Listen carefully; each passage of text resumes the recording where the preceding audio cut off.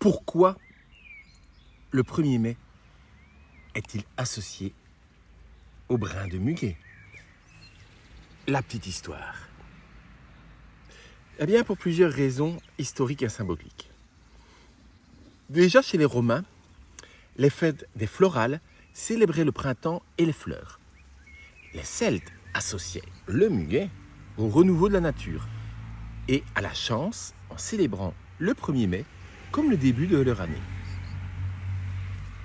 Ensuite, la tradition en France est souvent attribuée au roi Charles IX qui, au XVIe siècle, aurait offert du muguet aux dames de sa cour, comme porte-bonheur, perpétuant ainsi une coutume qu'il avait découverte dans la Drôme. À la fin du XIXe siècle et au début du XXe, les grands couturiers parisiens ont popularisé l'offrande du muguet en offrant à leurs clientes et à leurs ouvrières le 1er mai du muguet. Et c'est ainsi devenu un symbole de bonheur et de chance que l'on offre à ses proches.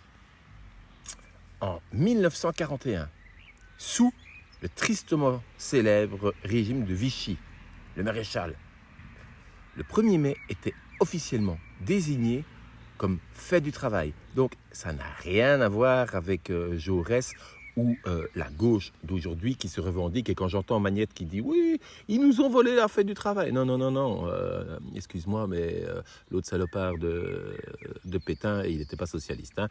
Donc, on s'écarte du sujet. Mais donc, revenons à la fête du travail et de la concordance sociale.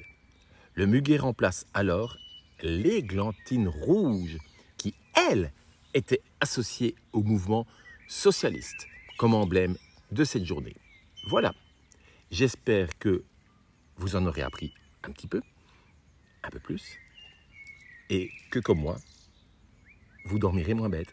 Allez, encore une fois, bonne fête du muguet, bonne fête du travail pour ceux qui croient à ça, et donc, ciao!